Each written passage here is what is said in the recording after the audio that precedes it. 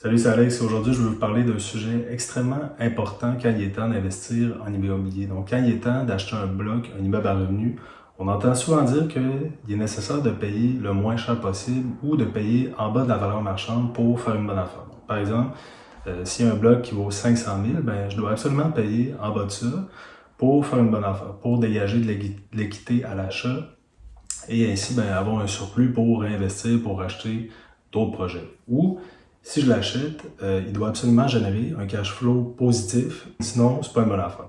Donc ça, c'est ce qu'on entend dire souvent quand il est temps d'investir en immobilier.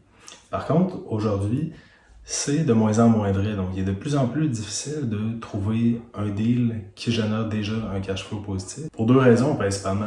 Premièrement, il y a de plus en plus d'investisseurs immobiliers, ce qui fait en sorte qu'il y a un peu moins d'offres sur le marché. Quand il y a un bloc qui sort, donc vous avez peut-être remarqué, si vous êtes en train de faire des recherches, c'est pas long qu'une affaire se vend vite, surtout s'il génère déjà un cash flow positif. Donc, ce qui se passe, ben, c'est que tout ce qui reste sur le marché à acheter ne génère pas un cash flow positif actuellement. Donc, ça, ce que ça veut dire, ben, c'est que c'est à vous de le trouver, le cash flow positif. Donc, quand on achète un bloc ou un immeuble à revenu, c'est pas parce qu'il n'y a pas un cash flow positif actuellement qu'il ne peut pas en avoir un dans quelques années. Donc, si par exemple, on se retrouve face à deux blocs. Donc, deux blocs, un qui vaut 500 000, un autre qui vaut 500 000. Donc, les deux sont en vente à ce prix-là. Et il y en a un qui génère un cash flow positif parce qu'il y a des revenus supérieurs à l'autre.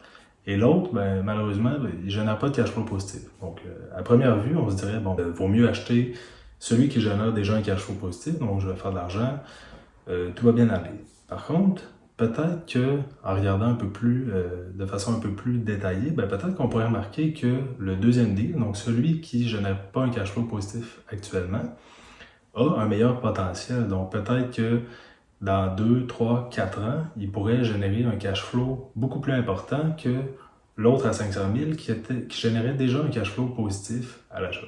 Donc, ça nous rappelle l'idée que c'est important quand on évalue un bien immobilier. Donc, avant d'investir, c'est quoi son potentiel futur? Donc, on achète toujours en fonction du potentiel futur de cet immeuble-là et non en fonction de son potentiel actuel. Donc, il est parfaitement possible que son potentiel est mal exploité, tout simplement parce que son propriétaire est peut-être pas conscient du potentiel que ce bloc-là a. Peut-être que le propriétaire, il l'a depuis 30 ans, ce bloc-là, et il n'a pas augmenté les revenus tant que ça. Le bloc est payé, il n'avait pas payé très cher. Et ben, actuellement, il fait de l'argent malgré tout, donc il y a moins de besoin de monter les loyers. Donc, il n'utilise pas le plein potentiel de ce bloc-là. Maintenant, ce qui peut être difficile un peu, ben, c'est savoir comment évaluer quel est le potentiel d'un immeuble. Donc, comment voir un immeuble, voir le potentiel futur de cet immeuble-là, donc, et se dire, bon, ben oui, je pourrais augmenter les loyers de temps pour éventuellement ben, faire un cash flow positif. Donc, il y a plusieurs éléments qu'il faut prendre en compte, notamment ben, le secteur, premièrement, qui est probablement le point le plus important, donc la démographie. Donc, est-ce que c'est une zone qui a une bonne gentrification? Est-ce que il se passe de quoi au niveau de l'économie, au niveau du secteur? Donc, est-ce qu'il y a des nouvelles constructions? Est-ce qu'il y a des écoles, des parcs? Donc, c'est des questions comme ça qu'il faut se poser. Il faut regarder les loyers autour. Donc, c'est quoi les loyers moyens autour? Donc, c'est quoi les loyers moyens autour? Est-ce que ceux de ce bloc-là sont beaucoup plus bas? Donc, si oui, ben, ça veut dire qu'on peut augmenter nécessairement. Évidemment, si la qualité des logements est similaire. Est-ce qu'il y a moyen d'apporter des rénovations et ben, ainsi augmenter les loyers pour optimiser, pour refinancer dans le futur? Donc, faut se poser ce genre de questions-là. Et c'est pourquoi, actuellement, si vous faites des recherches pour trouver des blocs, il est fort possible que si vous suivez les deux règles de base du passé, donc d'avoir un cash flow positif à l'achat et de payer en bas de la valeur marchande, vous n'allez jamais trouver de deal parce qu'il n'y en a pas. Okay? Et s'il y en a un, ben, il va y avoir tellement d'acheteurs qui vont se garocher dessus qu'il va y avoir de la surenchère de toute façon. Donc, vous allez finir par payer en haut de la valeur marchande dans tous les cas.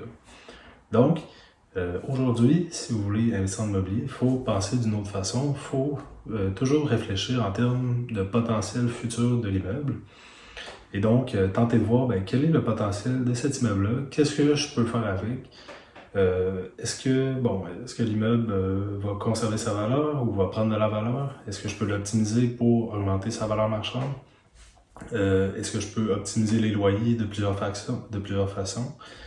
Et c'est pas toujours en faisant des rénovations qu'on peut augmenter les loyers. Il peut y avoir d'autres façons. Par exemple, on peut fournir le Wi-Fi gratuit. S'il n'y a pas de stationnement, est-ce qu'il y a moyen de trouver une possibilité d'avoir des stationnements, augmenter le loyer en conséquence? Le louer semi-meublé, offrir d'autres avantages autour, donc faire une aire de vie, donc par exemple avec une terrasse, avec des barbecues, etc. Et ainsi, venir augmenter ses loyers un peu.